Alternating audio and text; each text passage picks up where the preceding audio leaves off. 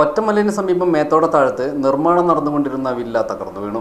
18/5/2015 രാവിലെ 10 മണിയോടെയായിരുന്നു സംഭവം. മേത്തോട് താഴത്ത് ലാൻഡ്മാർക്ക് ബിൽഡേഴ്സിന്റെ പണി പൂർത്തിയായിക്കൊണ്ടിരിക്കുന്ന വില്ലകളിലൊന്നാണ് തകർന്നത്. 30 അടിയോളം ഉയരത്തിൽ കെട്ടിപ്പൊക്കിയ തറയിൽ വീട് നിർമ്മിച്ചതാണ് അപകട കാരണം എന്നാണ് പ്രാഥമിക നിഗമനം.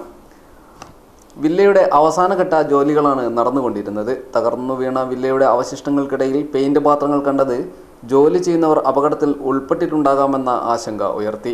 വീഴ്ചയുടെ ആഘാതത്തിൽ സമീപത്തെ കെട്ടിടങ്ങൾക്കും നാശനഷ്ടമുണ്ടായി. ഉച്ചയോടെ മാത്രമാണ് മണ്ണ് മാറ്റുന്ന പ്രവർത്തനങ്ങൾ ആരംഭിക്കാനായത്. രാത്രി വൈകും വരെയും തെരച്ചിൽ നടന്നു. ഒടുവിൽ ആളപായമില്ല എന്ന് ഉറപ്പുവരുത്തിയ ശേഷമാണ് രക്ഷാപ്രവർത്തനങ്ങൾ അവസാനിപ്പിച്ചത്. കോഴിക്കോട് ജില്ലാ collector N Prashanth, mayor A K Premajam എന്നിവരും റവന്യൂ ഉദ്യോഗസ്ഥരും അപകടസ്ഥലം സന്ദർശിച്ചു.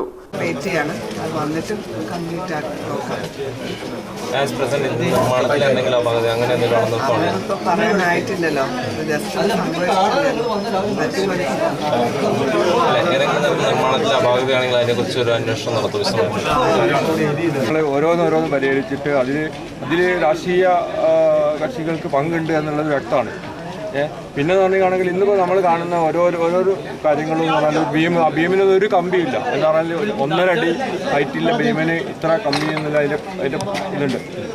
അതുപോലും ഒരു പാലിച്ചിട്ടില്ലാതെ എന്താ പറഞ്ഞാൽ ഇപ്പോൾ നമ്മളവിടെ പണിക്കാര വീടിൻ്റെ ആ ഭാഗത്ത് കിടക്കുന്ന പറഞ്ഞാൽ ആ കുടുംബം വളരെയേറെ പ്രയാസപ്പെട്ട് നിൽക്കുന്ന ഒരവസ്ഥ ഇപ്പോൾ കാണുന്നത്.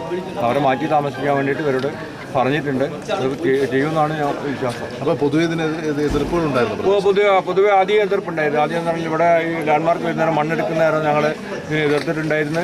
ആ എതിർപ്പ് വകവെക്കാണ്ട് പിന്നെ അതിൽ രാഷ്ട്രീയ പാർട്ടികൾക്ക് ഒരു പങ്ക് ഉണ്ട്. അത് സംശയമില്ലാത്ത കാര്യമാണ്. എന്താ പറഞ്ഞാൽ അതിൽ ചില പ്രാദേശിക രാഷ്ട്രീയ കക്ഷികൾക്ക് അതിൽ പങ്കുണ്ടായിരുന്നു. എന്താ പറഞ്ഞാൽ അതിൻ്റെ ഞാനൊരു രാഷ്ട്രീയ പ്രവർത്തകനാണ് എങ്കിൽ കൂടി അത് പറയാതിരിക്കാൻ വയ്യ. എൻ്റെ പേര് മാമുക്കോയ. കെട്ടിടം തകർന്നതുമായി ബന്ധപ്പെട്ട് സമഗ്രമായ അന്വേഷണം നടത്തുമെന്ന് കലക്ടർ പറഞ്ഞു. കെട്ടിട നിർമ്മാണങ്ങൾ നിർത്തിവെക്കാനും അദ്ദേഹം ഉത്തരവിട്ടു.